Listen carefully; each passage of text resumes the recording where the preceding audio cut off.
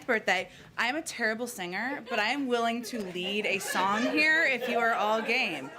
Is this a good day to ask for an interview with the president? It may be. It may be. Who's with me? Someone here has a good voice. Happy birthday to you. Happy birthday to you. Happy birthday, dear Steve. Happy birthday to you. All right. I will also note, Brian Karam, excellent voice. I don't know what you do with that, but that's one thing I learned today. Okay, a couple of items for you. Today, as you all know, the president and vice president will meet with Black leaders from top civil rights organizations. We are about to put out the list of these names if they are not already in your inbox, but that is happening this afternoon. We'll have a readout. We also expect a number of them will go out to the stakeout after the meeting. Later today, Vice President Harris will also deliver remarks at Howard University on how the Democratic National Committee is expanding their I Will Vote campaign, for which the DNC can give you additional specifics.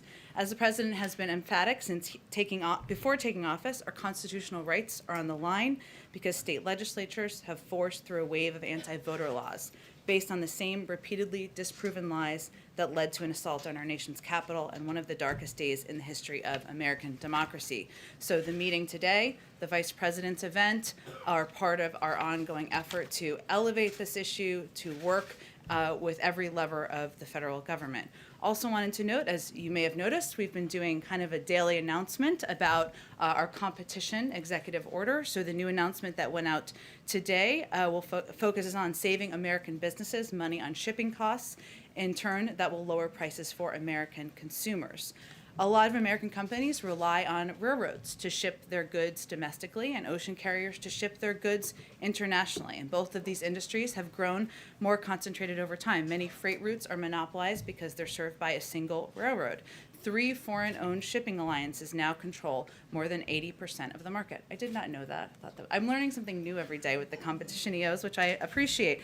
That concentration has contributed to a spike in shipping costs and fees during the pandemic.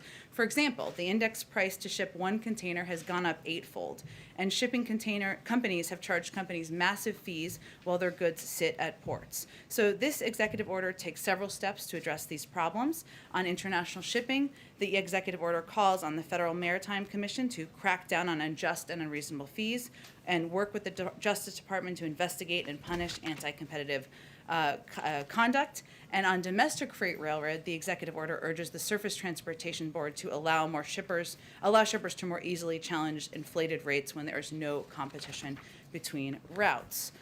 Finally, today we also have more doses that are going out to the world. We will ship 500,000 doses of the Pfizer vaccine to Uruguay and 1.4 million doses of Johnson & Johnson vaccine to Afghanistan. In the coming days, we will complete the entire 3 million shipment of J&J doses to Afghanistan, something the president also mentioned in his remarks today. Zeke, why don't you kick us off? Thanks, Jen. Yesterday, the president said he would know more today about what he would do in response to Russian ransomware attacks on U.S. entities. What does he plan on doing? Well, first, Zeke, I think what he intended to convey is that he's continuing to be updated by his team on a regular and near daily basis. And certainly when they have new information to provide, they provide that to him. So we are continuing to gather details on if this incident occurred with the knowledge or approval of the Russian government. That's what we're really digging into at this point in time. And while the intelligence community has not yet attributed the attack, and we still don't have new information on the attribution as of today, the cyber community, security community agrees that the criminal group, Our Evil, that we've talked about a bit in here, operates out of Russia with affiliates around the world. We've been in touch at a high level, as you all know, with high-level Russian authorities, and counterparts, I should say, regarding this incident, and we've continued to send a clear message.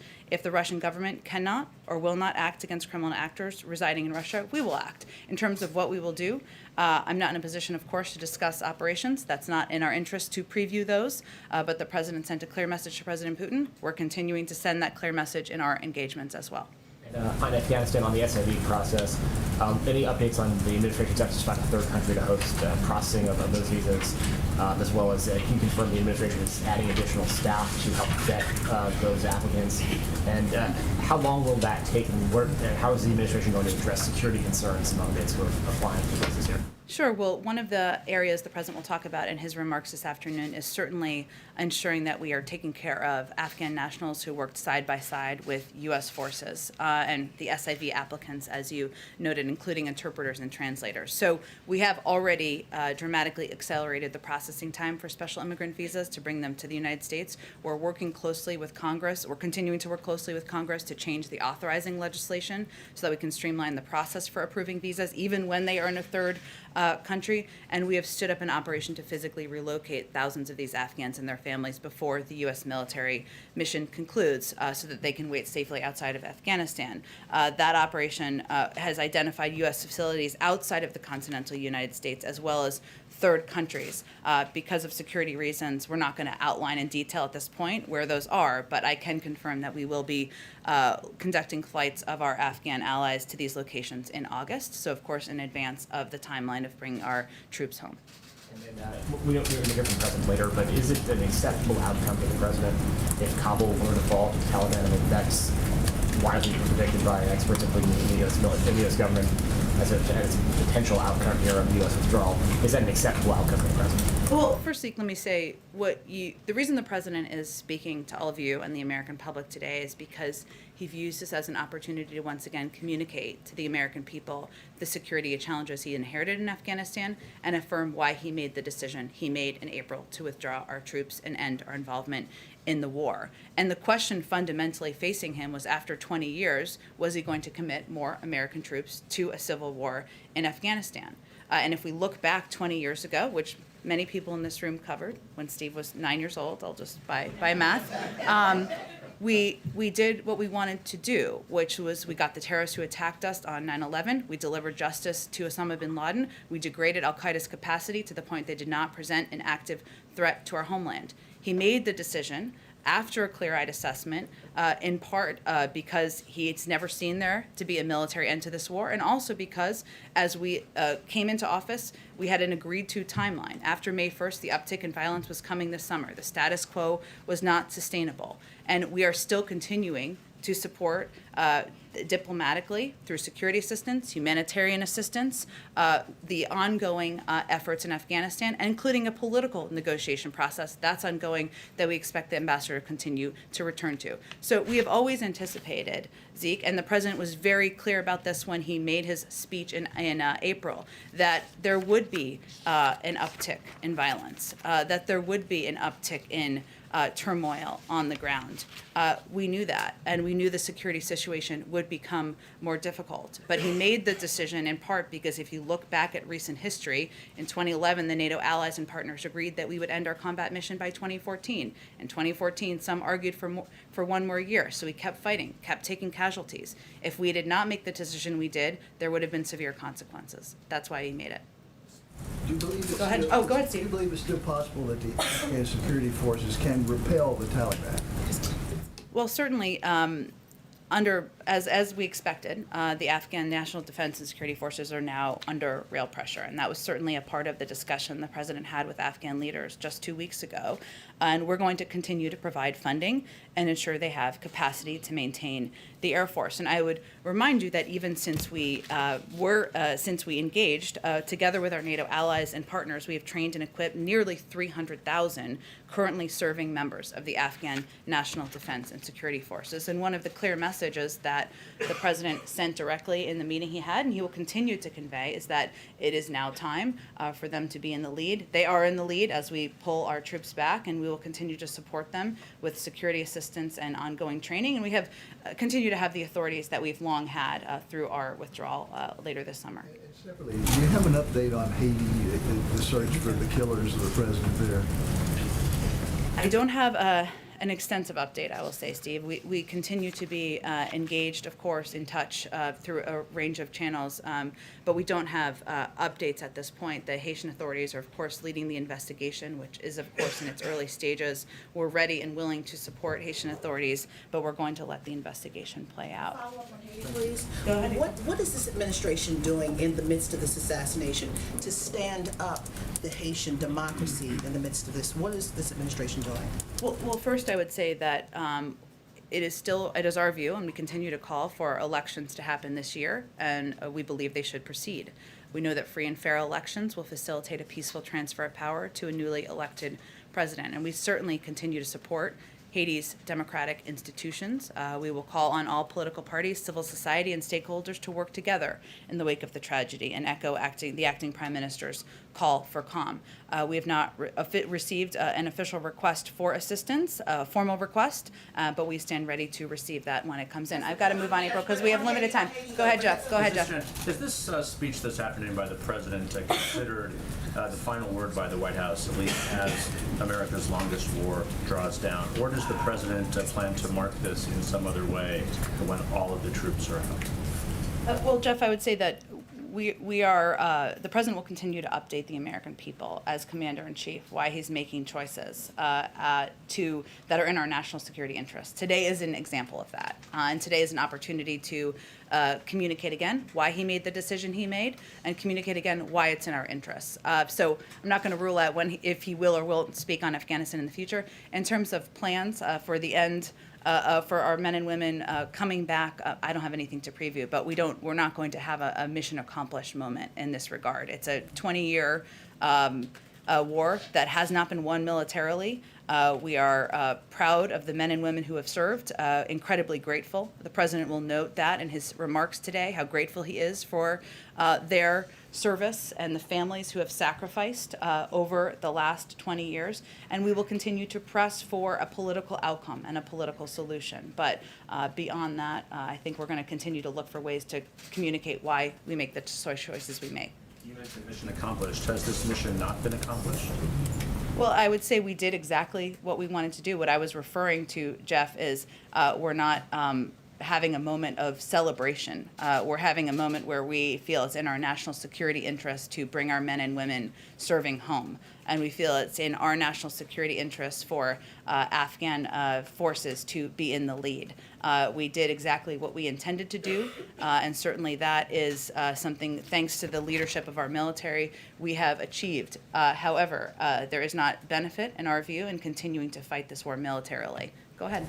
Thank you, Jen. If the military withdrawal is 90% complete at this point, why wait until August to finish that? Is there an effort to stall because of this situation and because of the conditions that are worsening?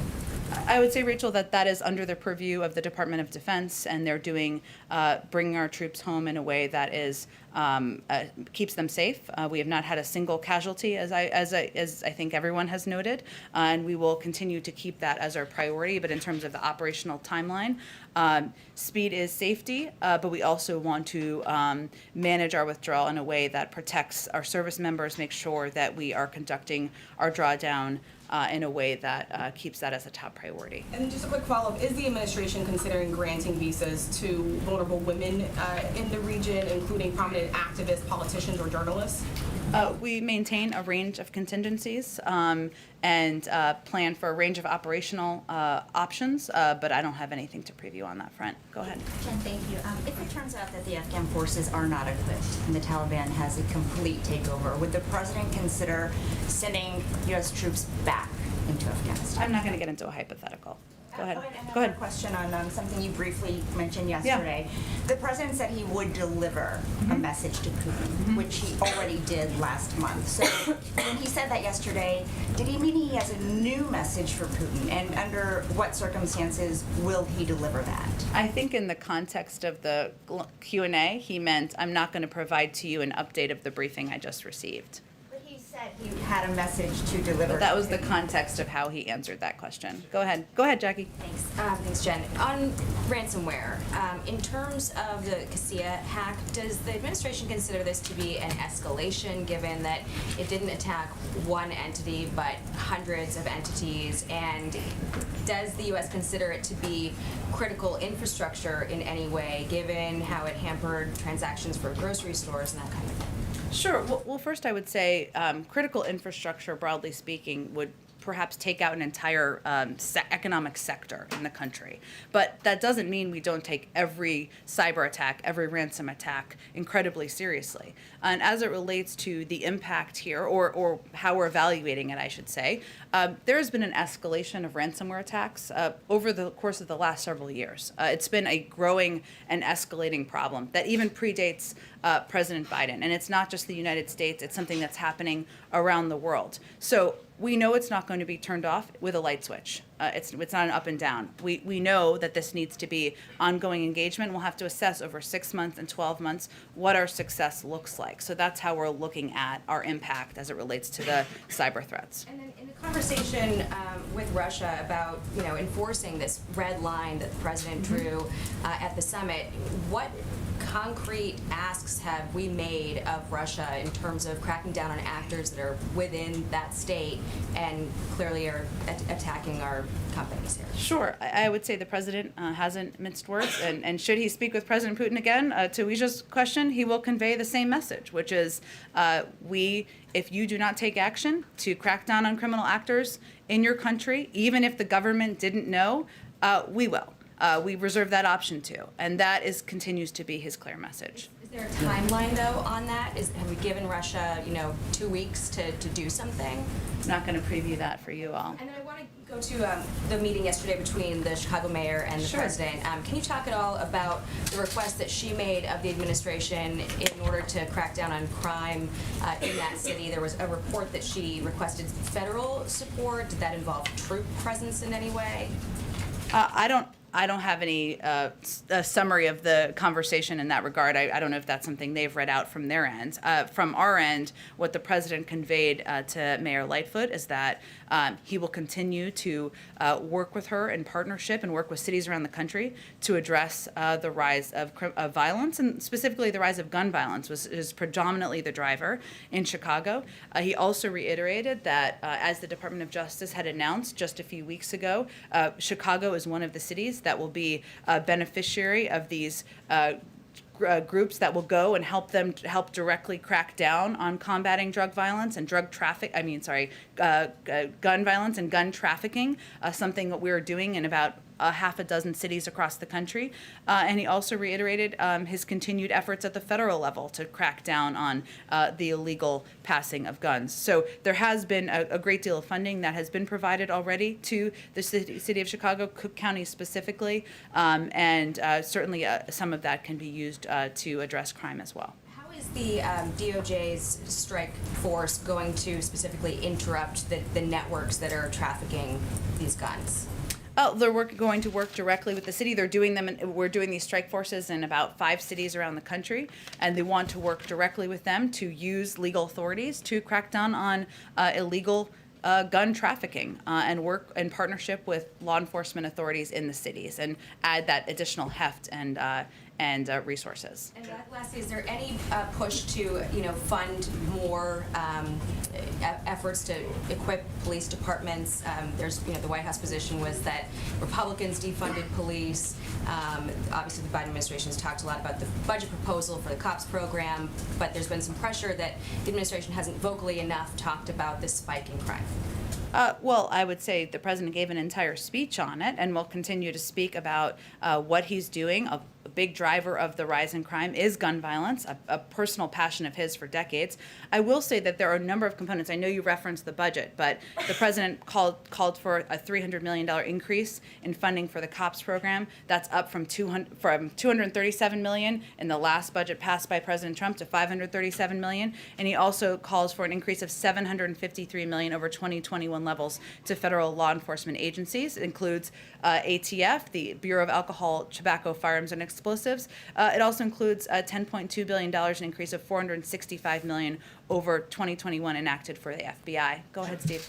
Back on Haiti just for a second, Jen. Sure. Are you in a position to describe or detail some of the assistance the U.S. is standing ready to offer Haiti if asked? I think we have to wait to see what their formal request is, and we stand ready to respond rapidly to whatever their needs are on the ground. But they are the best equipped to assess that. Can you describe how the president views security and stability in Haiti vis-a-vis American interests today? And I ask that because there's a clip of the president in 1994 when he was a senator comparing the situation in Haiti to the then ongoing Bosnian War, in which he said something to the effect of, he called it a god-awful thing to say, but he said Haiti could sink into the Caribbean Sea or rise 300 feet in the air, and it wouldn't matter to American interests. Does he stand by that view today, or has he changed his view on Haiti? Well, I would say first the fact that he is now sitting as President of the United States. He issued a statement in his voice yesterday about the horrific killing of the president, and he's made clear to the administration officials that we stand ready to assist in any way they need, whether it's in the investigation or other federal assistance we can offer from here. Sends you a clear message about his care and concern for the people of Haiti. Go ahead, Kelly. The administration and the president has in some way included in the calculus on Afghanistan the American public's view that it's time to bring U.S. forces home. Is the president believing that the American people would be satisfied with Kabul falling, with threat to women and children there, and with some ill-defined numbers about how many of the Afghan interpreters, translators, support are able to be removed safely from the country? Does the president feel the American people factored those risks in to that judgment about bringing troops home? Look, I think at the end of the day, Kelly, the president feels that the American people elected him to serve as commander-in-chief, make decisions that are in our national interest. It doesn't mean they're always easy, and it doesn't mean there aren't drawbacks to the decisions that he makes.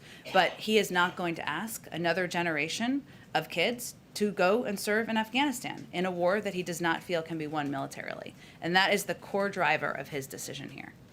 On our evil, quickly, you mentioned that it's now the assessment of the administration that they were responsible and that part of their criminal enterprise is working outside of Russia. You mentioned that the U.S. is in touch with high-level Russian entities. Mm-hmm. Is there also outreach to specific locations where our cyber resources know their actors are at work? Is that happening as well? Well, I use that context because I think it's important for people to understand that even though the cybersecurity community has assessed it was our evil, we know they operate in different parts of the world. So even as we're directing and we're having a conversation largely about Russia's knowledge, we as we assess and before we make an official assessment by the United States government, we look at that. But certainly as concerns arise, we'd certainly be in touch with countries as relevant, of course. Yeah. Can you go ahead. Thanks. On voting rights, the Supreme Court's upheld the voting laws in Arizona. Democrats don't have the votes to pass the latest voting rights bill. What specifically can the president and the White House do to increase voting access without filibuster reform? Well, first I would say that, one, there are a number of announcements being made by the Democratic National Committee today, which is most appropriate for them to address, that the Vice President will be elevating. You've also seen that we've taken steps from our Department of Justice to use legal action where relevant and where the law allows for, to push back on and take action in states where where legislation is making it more difficult or where laws are making it more difficult for people to vote. We also believe very much that empowering and engaging activists and creating a grassroots movement, something that the Vice President is continuing to play a very prominent and prevalent role in doing, is also a part of how we're going to work to fight legislation and fight actions to suppress voters around the country. So certainly the president would love to sign a piece of voting rights legislation into law. He looks forward to doing that. But he also knows that there are a number of levers from the federal government that we should continue to use, and he's not waiting to have the legislation on his desk. One more on the Olympics. Fans have been banned from attending the Summer Games. Is it your assessment this is still safe for U.S. athletes, and has there been a determination on whether the First Lady will be attending?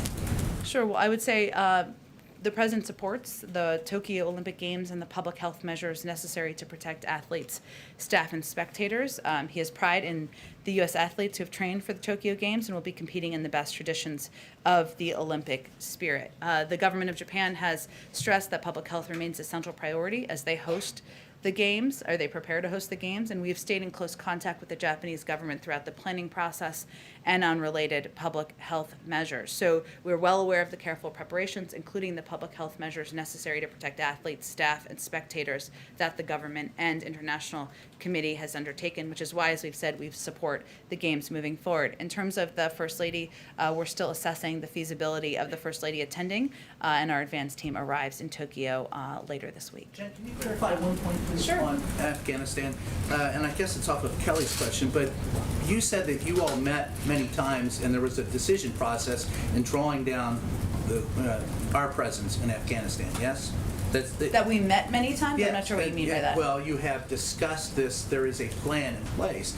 So the question naturally is whether or not, at the end of the day, you're accepting the fact or the possibility that the Taliban could indeed take over Afghanistan. Well, Brian, I again will refer you to intelligence assessments and the fact that the president asked for a clear-eyed assessment at the beginning of this process. And what I can convey to you clearly is why he made the decision. That's also what he'll be delivering an entire speech on just this afternoon. Okay, we got to go on. Go ahead, Mike. Again, Afghanistan. Sure. You and I and a lot of the people in this room will remember early 2009 when the vice president, expressed his opposition to the way that war was being conducted, and his efforts to try to pull back then. He largely hasn't changed his position over the time, if anything, gotten more opposed to it. I guess at the end of the day, does the president think this war was worth it? And will he tell the American people that today, what he thinks about the worth of having conducted this 2-decade war? Well, I think what you'll hear the president talk about today is one, of course, that he is proud of the men and women who served, and he is grateful to the sacrifices that have been made over the last 20 years. He will also reiterate, as I've talked about a little bit, the fact that he believes the United States did what we went to Afghanistan to do. Get the terrorists who attacked us on 9/11, deliver justice to Osama bin Laden, root out the terrorist threat so that Afghanistan could never be used as a base from which to attack the United States and our allies. And he also will talk about what we've done as a country to help prepare and assist and provide security assistance and humanitarian assistance to the military in Afghanistan, but also to the people of Afghanistan. But what you'll also hear him say, which I think is important for the American people to hear, is that there would have been significant consequences had we chosen not to bring our troops home. In April, if he had instead announced that the United States was going back on this agreement made, the U.S. and allied forces remaining in Afghanistan for the foreseeable future, the Taliban would have begun to target our forces. The status quo was not an option. Those are difficult decisions to make as commander-in-chief. So you are right. His view has been for a decade or more consistently that he does not feel this is a war that can be won militarily. He does still believe and support the people of Afghanistan, the future of the government of Afghanistan. He supports a political process, something that our ambassador is continuing to engage in, and he will continue to provide and advocate for providing, and he can make this decision as president, humanitarian and security assistance to the people there. So this is not a speech that is going to give a grade. This is a speech that's going to explain clearly to the American people why he made the decision, what the consequences would have been, what assistance we're going to continue to provide, how we're going to help the brave interpreters, translators who served alongside our forces, and also what the counterterrorism factors are here, including the changing threat from Afghanistan, but including the need to take our CT resources, counterterrorism resources, and put them in parts of the world where we have the largest threat. That is no longer Afghanistan. That is other parts of the world, whether it is Syria, Yemen, Somalia, North Africa. That is where al-Qaeda and ISIS is greater. And that's where, as commander-in-chief, he needs to put our resources. Is it fair to say that he thinks this should have been done a decade ago?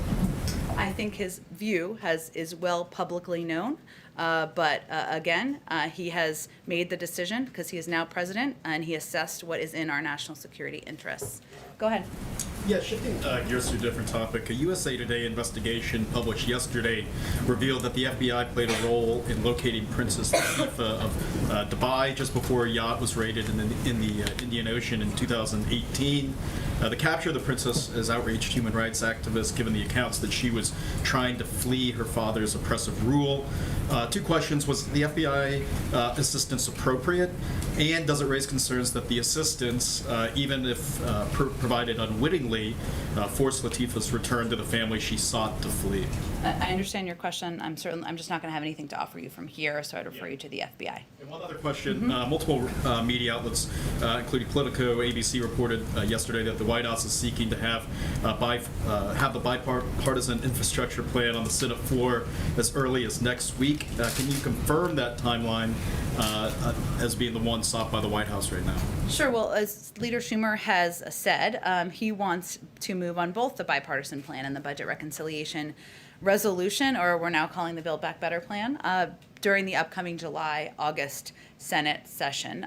So our understanding is that the process could begin as early as the week of July 19th, given that committees are still finalizing legislative text for both the budget resolution and the bipartisan bill. We, of course, support and would like to see it move forward as quickly as possible, but it would be a mistake to think of July 19th as anything more than the opening of a window, not a deadline.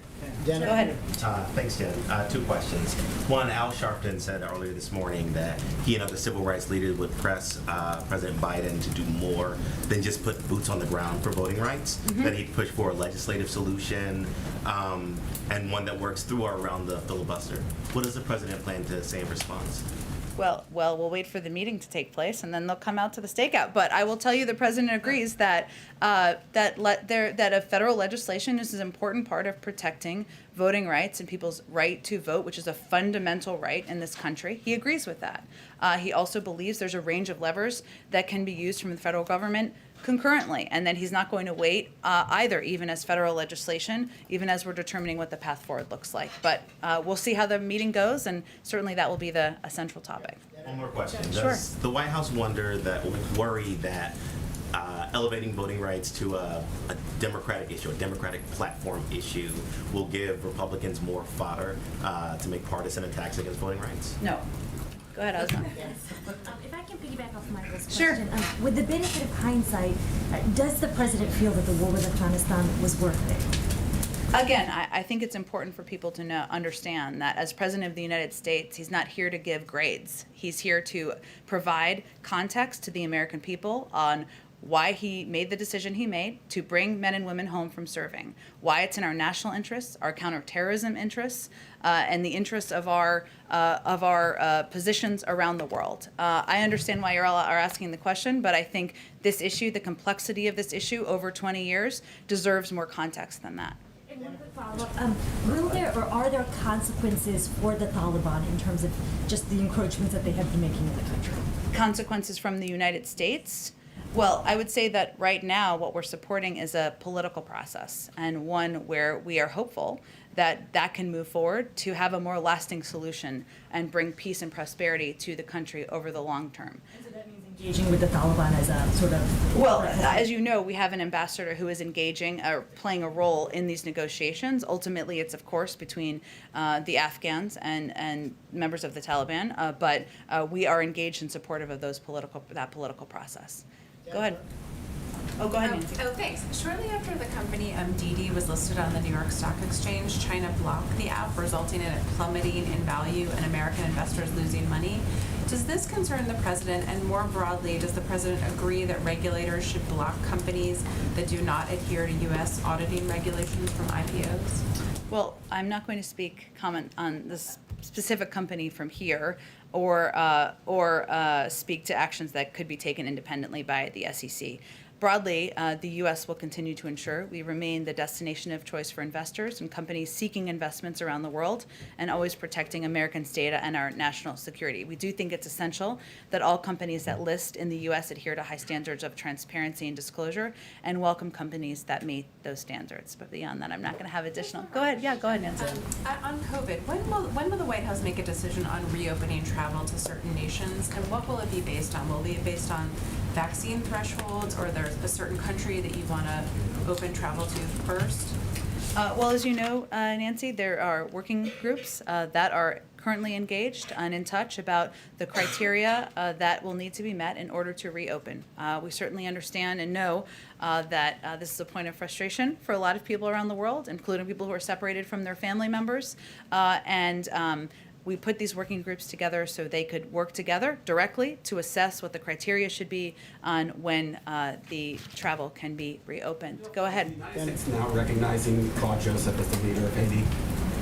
We recognize the democratic institutions of Haiti, and we are going to continue to work with them directly. But we have been calling for elections this year, and we support those proceedings. Do you think those elections should be delayed from September? We believe they should proceed this year. Has the president reached out to the interim prime minister? Has he reached out, or does he plan to reach out? I don't have any calls that he has not reached out. I don't have any calls to preview for you, no. Go ahead, Rachel. The president's reference to door-to-door campaigns for vaccines sparked kind of a backlash. You know, Missouri's governor is saying he doesn't want that. The Republican lawmakers saying basically stay off our lawns. Can you say who is doing the door knocking and where? Sure. Well, let me first say that this has been ongoing since April, and the best people to talk about vaccinations are local trusted messengers, doctors, faith leaders, community leaders. Do you have something, April, you want to share with the group? Okay.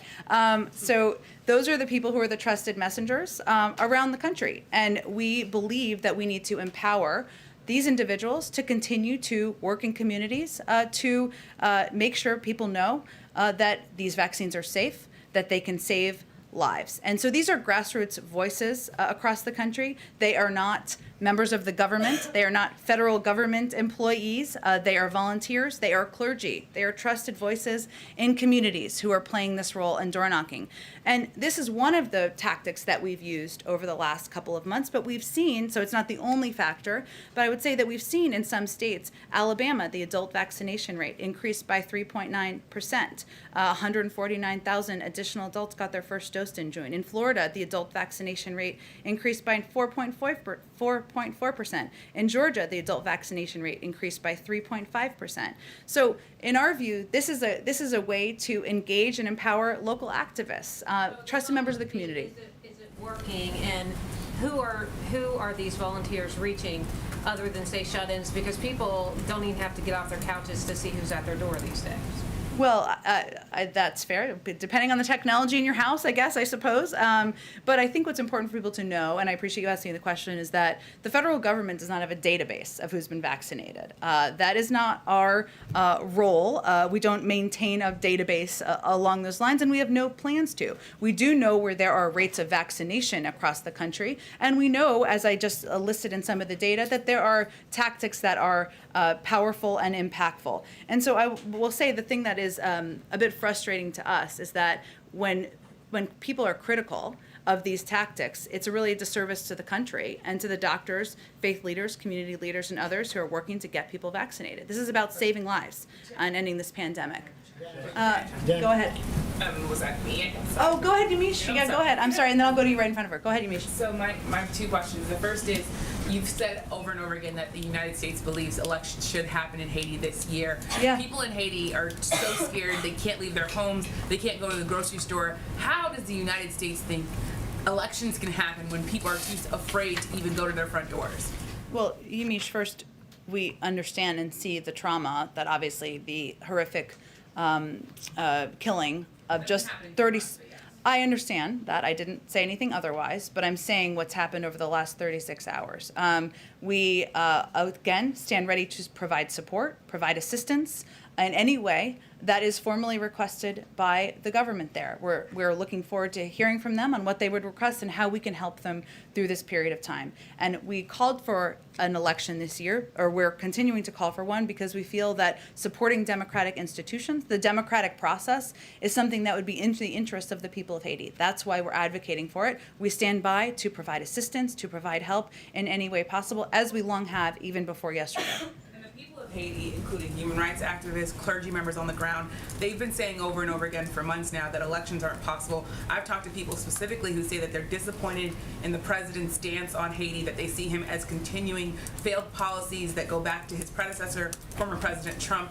What's the president's response to Haitians who say they are disappointed in him and they don't think that he's really listening to their cries, which are saying that that elections cannot happen? I would say that the message to the people of Haiti is we stand with you. We want to provide assistance, whether that is assistance requested by the government or assistance that is needed for the people of the country to prosper in the future. And that is the president's view. Go ahead. And we're going to have to keep going. Go ahead. Go ahead. Go ahead. Go ahead. Okay. Yeah, right now on Haiti, right now, I know. Oh, I'm sorry. I'll come back to you. I apologize. Go ahead. Right now there are two politicians who are claiming in Haiti the role of Prime Minister, Claude Joseph and Ariel Henry. How does the U.S. think that this impasse should be resolved, and are you worried that it could lead to further instability? Well, first, we continue to support Haiti's democratic institutions, and we have been in touch with the acting prime minister, and we echo his call for calm. But I would again reiterate, that's one of the reasons we have called for elections this year, and we believe that they should proceed. Of course, we are worried about and closely monitoring the security situation, the stability in Haiti, and understand that even before yesterday, but certainly as a result of yesterday, that is even more of a concern for the people who are living in the country. But right now you are not backing any one of the two. We are calling, we support the institutions, and we are continuing to call for elections this year. Go ahead, Monica. Jen, on voting rights, the president indicated he may tour the nation and talk about that, give a major speech on the topic. That hasn't happened yet. Should we expect it still to take place, or what can you tell us about that? Sure. Well, I would say first that the president felt it was important to meet directly with civil rights leaders and talk to them about how we can work together to continue to push for federal legislation, continue to use every lever in the federal government to make voting more accessible across the country. But certainly he conveyed he wants to speak to the country about voting rights and how he's going to address it moving forward. I don't have any scheduling updates for you today, but he certainly plans to continues to plan to do that, I should say. That's still the plan. Okay. Yep. Oh, I'm sorry. Go ahead. Go ahead. I apologize. Thank you. Thank you. There are hurt feelings among government officials in Taipei after the White House COVID team posted and then deleted a tweet that had an image of Taiwan's flag along those of other nations getting vaccine doses from the United States. Was this tweet a mistake in the first place? And if not, then why was the tweet deleted? So this was an honest mistake that was made by the team handling graphics and social media and should not in any way be viewed as a shift in official U.S. policy. When we recognized the mistake, we removed the tweet. So we did exactly as you said. We remain committed to our One China policy based on the Taiwan Relations Act, the 3 joint communiques, and the 6 assurances. Go ahead, in the middle. Go ahead, Eugene. Go ahead. Oh, thanks, Jen. It seems pretty clear. And you just got engaged, I think. Random aside, but congratulations. Yes. We're just a lot of news you can use in here. It seems pretty clear that on voting rights, a legislative fix isn't going to happen, right? Like, Republicans have made it clear they're probably not going to get on board. You're not going to get 10 votes. And the president has talked about being open to filibuster reform if it's used kind of too much. And I guess advocates keep asking us to ask you guys, what does that look like? Is there a time period? Because they feel like they're running out of time, but they're not seeing a lot of urgency on the president's part. Well, I would say the president is meeting with civil rights leaders today because he feels there is urgency on determining how we can most effectively work together to move voting rights forward, access to voting rights, I guess I should say, forward. And he's an optimist by nature, otherwise he wouldn't be president of the United States. So he continues to believe that there should be a pathway forward for federal legislation. He did say, as you just quoted, he has made comments in that regard, and certainly obstruction and the fact that there is an unwillingness to move forward in making voting more accessible to people across the country is something that he's mindful of, and he believes and has said, and we have said before, could change the conversation in the Senate. We'll see what happens, but he will continue to press for federal legislation moving forward. Oh yeah, go ahead. I've talked to Reverend Sharpton Washington quite a bit, and one thing that he is really interested in seeing and hearing from the president is a carve-out for voting rights and police reform for the filibusters. That's something that the White House is going to be pushing for. Is the president calling Joe Manchin and other holdouts on filibuster reform? The president's position hasn't changed. We certainly understand the position of Reverend Sharpton and others, and the president, though, shares their desire, commitment, interest in moving forward on voting rights legislation and moving forward on initiatives across the country that can help make voting more accessible to people across the country. I'm sure they will have a robust discussion today. Go ahead. I have a question about the executive order Sure. on non-compete mandates. Businesses use those mandates because it helps protect their investment in employees. It also helps protect their intellectual property. So will there be any kind of carve-out or anything in this executive order to protect businesses? And what is the White House messages to businesses that are concerned about this executive order? Well, I'm happy to follow up with our team and see if there's anything specifically to your very good question. I will say that the overarching objective with the executive order is to make sure the president is encouraging competition in industries around the country. It doesn't sound right to most people that there are 3 shipping companies that are dominating the market and upping and increasing costs for suppliers, small businesses, people across the country. That doesn't sound right or fair because it isn't. So that's what the president is trying to address. In terms of the specific carve-out you're asking about, I'm happy to ask our team if there's anything more. Go ahead. Just on voting rights, Vice President Harris, as we speak, is announcing a $25 million expansion of the DNC's I Will Vote initiative. This is just one of the examples that that Democratic committees are launching in terms of voter protection. Can you speak about the White House's collaboration with these committees on the strategy? Well, again, I referred specifically to the DNC because it's most appropriate for them. I know the vice president's making this speech, but to outline the specific details, given they're the political arm here, so they can get into all the specific details. But it's just an example of how every lever of the Democratic Party and the federal government is working and looking for ways that we can make voting more accessible around the country. But they'd be the most appropriate entity to outline details. Specifically involved? Were they aware of this strategy? I mean, what was the collaboration between Yes, the two? we're aware of it, but again, they're the political arm, so they're the most appropriate body to outline details. Go ahead. Hi, Jen. Thanks. I wanted to ask you about the global tax negotiations. I know that Secretary Yellen is supposed to be in Italy tomorrow about it. Can the White House credibly guarantee to its counterparties in that agreement that you can get something through the Senate and the U.S. will actually be able to enact the legislation that the deal requires? Well, that's something we've proposed, and we're going to continue to press on. And this agreement wouldn't be the case, wouldn't be happening without the leadership of the United States, of Secretary Yellen, and others in the government. So certainly it is very much our desire, our interest, and our commitment to deliver on that promise. I think you're going to have to gather in a moment here. Go ahead, one more. Okay. You may have seen yesterday the former president filed a class action lawsuit against 3 social media companies, and one of the targets as part of that lawsuit is Section 230 of the Communications Decency Act. He would like to see that particular aspect of the law ruled unconstitutional. In January of last year, Joe Biden, when he was running for president, spoke to the New York Times, and he said Section 230 should be revoked immediately. Does he stand by the comments that he made to the New York Times last year? I have not spoken with him about Section 230. I remember those comments, and I remember the New York Times article. I'm happy to venture to do exactly that. I will say that as it relates to these lawsuits, it's certainly a decision for the platforms to make. I think it's safe to say that the president spends a lot less time obsessing over social media than the former president. With that, thank you, everyone. Happy birthday, Steve. The East Room for the open press.